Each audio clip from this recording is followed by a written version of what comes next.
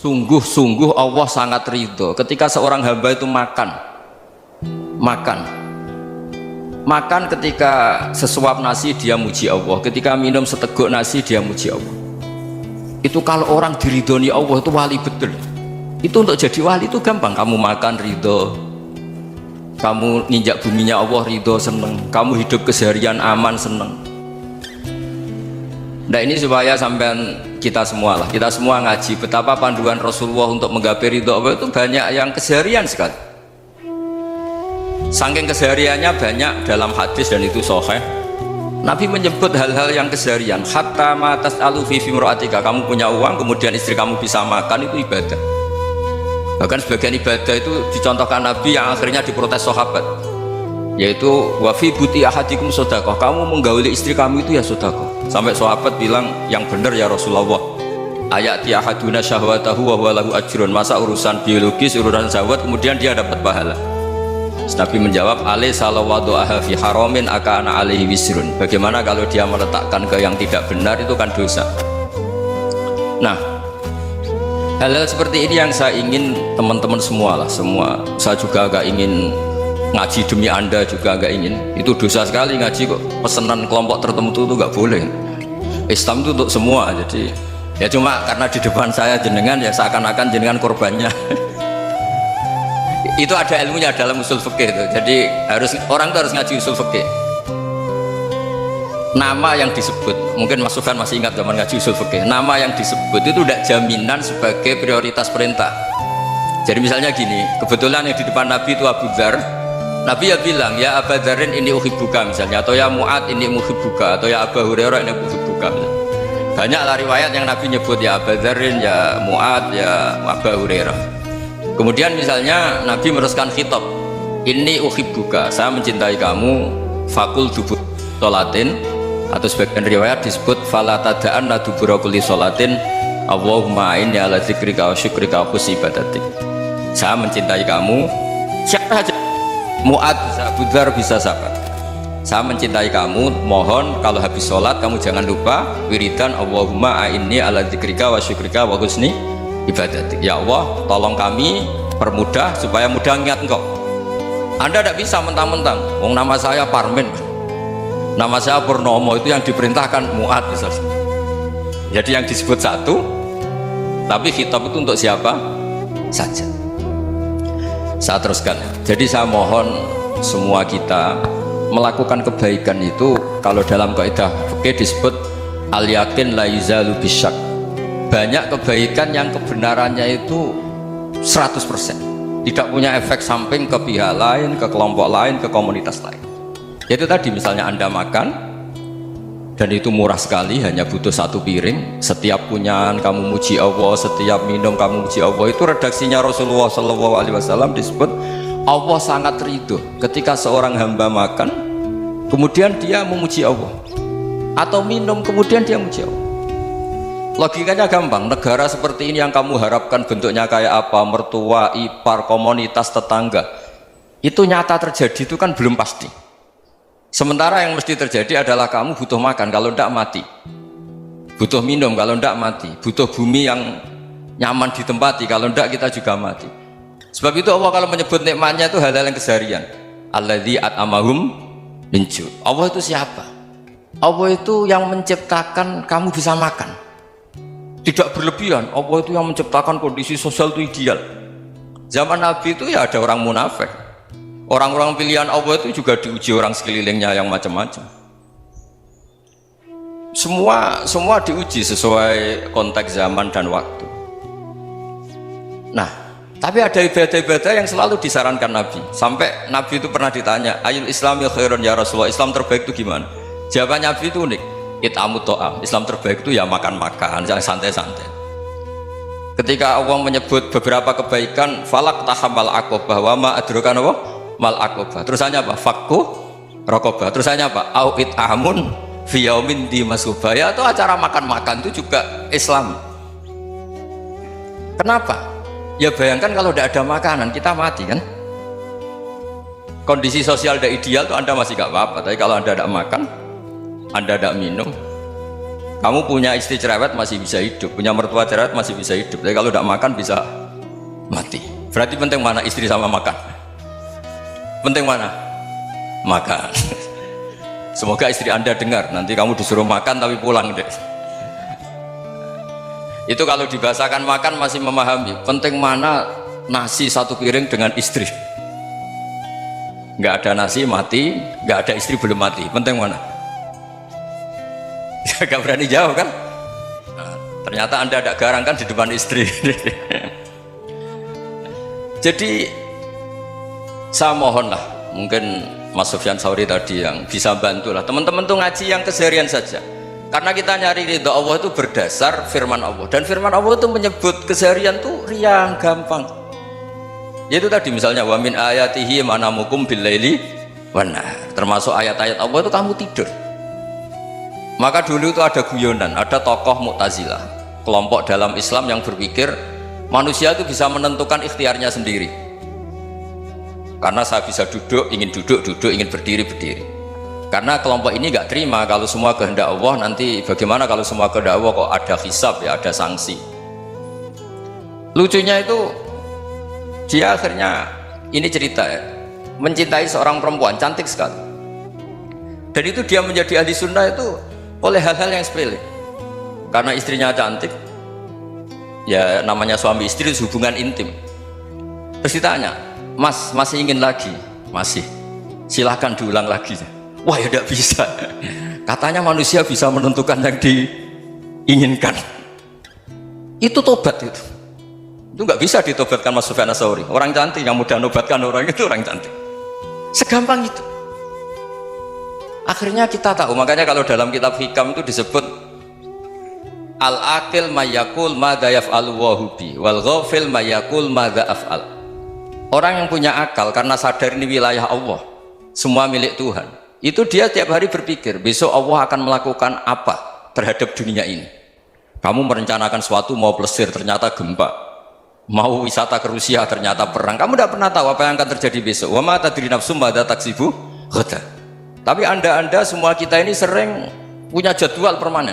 Makanya saya kalau diundang siapa saja, sana takdir. Yang jelas Gus ini acara penting. Ya masih acara penting, nak pangeran ngersakno piye? Kok ape dadi pangeran? Kamu kok mau jadi Tuhan? Itu kadang ya kiai.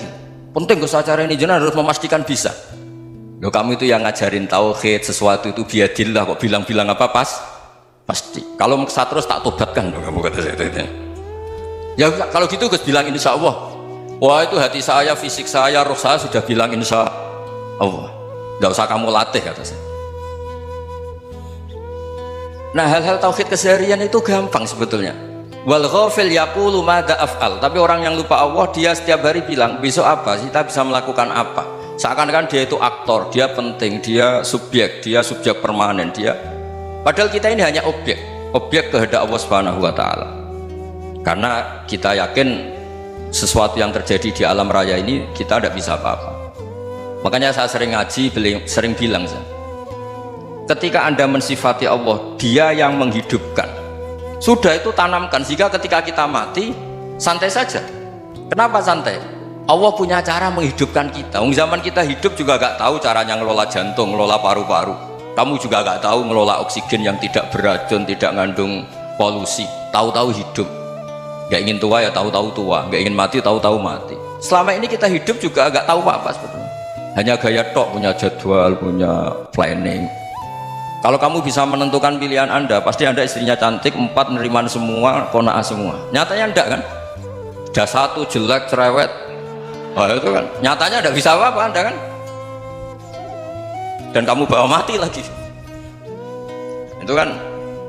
Istri Anda juga gitu, punya keinginan punya suami yang ganteng, yang jabat, yang neriman, yang enggak poligami. Ya enggak kesampaian juga.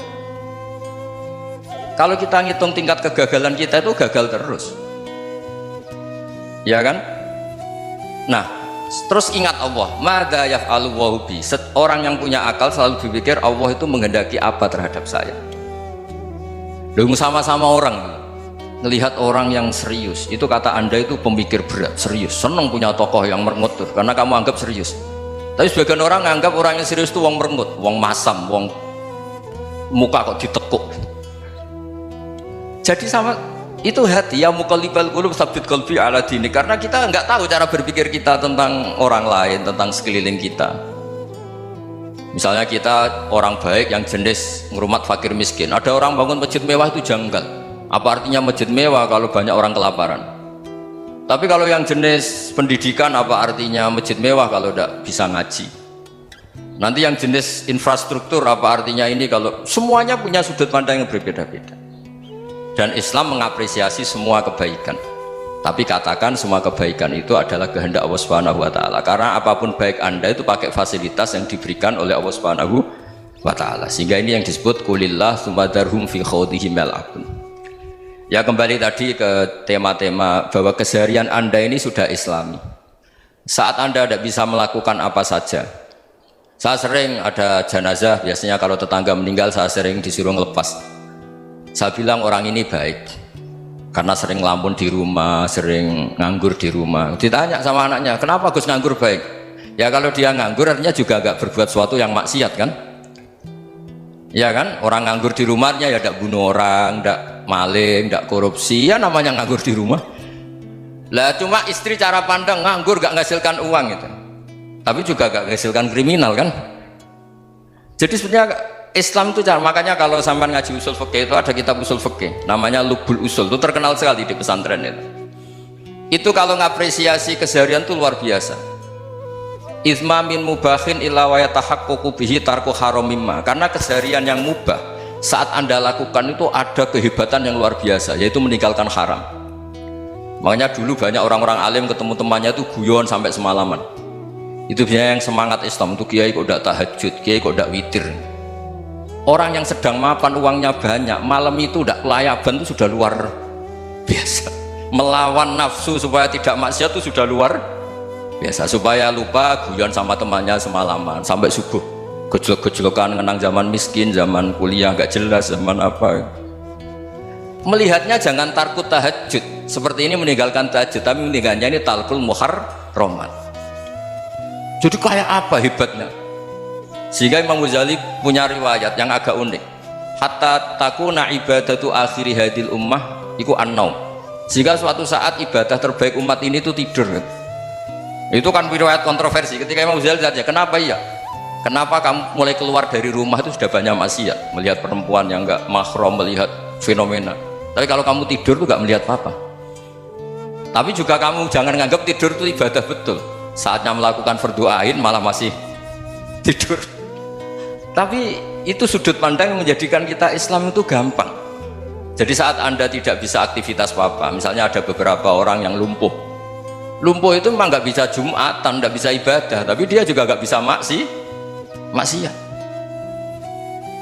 Tidur itu memang Anda saat itu tidak bisa tahajud, tidak bisa witir, tapi saat itu ada zina, ada maling, tidak gosipkan orang, tidak bully orang, tidak menanamkan kebencian, tidak hasud.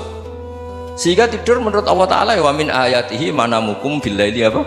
Wan-nahar. Karena di tidur itu selain ada unsur istirahat, jaga kestamina, juga ada unsur meninggalkan beberapa keburukan. Nah, saya mohon ibadah yang keseharian ini kita jaga supaya kita semua baca ayat itu fasih itu tertanam di hati. Allah itu siapa? Alladzi at'amahum min ju'i wa amanahum min khauf. Dan Allah kalau cerita di Quran itu anna subabnal ma'a subba thumma syaqaqnal ardon wa syaqqa fa'ambatna fiha habba wa inaba wa qadba wa zaituna wa nakhla wa hada'iqa hulba. Kamu tahu saya ini siapa? Kata Allah, saya ini adalah Tuhan yang menurunkan air, kemudian ada tanaman banyak, habba wa inaba wa qadba, ada zaitun, ada tin, kalau orang Jawa mungkin ada tela, ada padi, ada mangga, ada pisang, sudah. Wa inaba wa zaituna wa nakhla wa hada'iqa hulba, ada perkebunan yang lebat. Tujuannya apa? Mata Allahkum, silahkan kamu pakai, kamu nikmati. Tapi karena kadang kita ini punya ide-ide besar, tadi untuk syukur saja nunggu punya istri riman, rumah baik, tetangga baik, komunitas baik, semuanya baik baru syukur. Lama-lama nanti ada di surga, syukurnya nunggu surga paling kelas A. Itu sudah ada yang menghuni Rasulullah, kamu nggak boleh di situ. Masa untuk syukur saja repotnya, masya Allah. Jadi mohonlah Quran yang kalau Anda hafalkan juz sama itu kan ada ayat-ayat yang kayak tadi. Ya, fal yang dzuril insanu ila ta'ami. Coba lihat Apa yang kamu makan ya? Dari mana? Dan untuk mempertahankan hidup kamu keseharian. Jadi jangan kira ibadah itu harus membentuk komunitas yang versi Anda. Ibadah itu harus yang hal yang mulu-mulu. Kesehariannya Anda alami. Loh, ini saya tidak bikin-bikin. Saya ngaji bukan karena berdasar pesanan. Itu ayat yang saya baca kan betul ada ayatnya kan. Fal yang dzuril insanu ila tu'ami anna sababnal ma'a sabba thumma syaqqaqnal ardo syaqqa fa ambasna fiha habba wa inaba wa qadba wa zaituna wa nakhla wa hadaiqa ghulba. Terusannya apa? Mata'al lakum, silakan kamu nikmati. Mata itu silakan kamu nikmati. Ya kayak sampean dikasih hidangan ya makan. Ya sudah makan, habis makan ya minum, habis itu ngantuk ya tidur. Ya sudah normal-normal saja. Kayak apa indahnya Islam. Tapi Anda mencari Islam yang gimana lagi? Nah, itu yang diajarkan guru-guru kita, diajarkan sanad kita sampai Wali Songo, sampai Rasulullah SAW. Bahwa pada akhirnya ada jihad, ada perang. Itu dulu memang perang, bukan membunuh, beda. Dulu kita dijajah Belanda ya perang, dan itu normal karena kita dijajah. Jadi ketika orang lain ingin baik sama kita, wa in ahadum minal musyrikin astajaroka ya fajirhu hatta yasma'a kalam Allah. Kalau mereka ingin baik ya kita baik. Makanya ada istilah mustakman, muahad. Kalau mereka ingin damai, berdampingan dengan kemajmukan ya itu yang lebih baik. Karena memang Islam menghormati proses perdamaian. Wa in janahu lis-salmi ya fajnah lah. Kalau ingin damai ya kita harus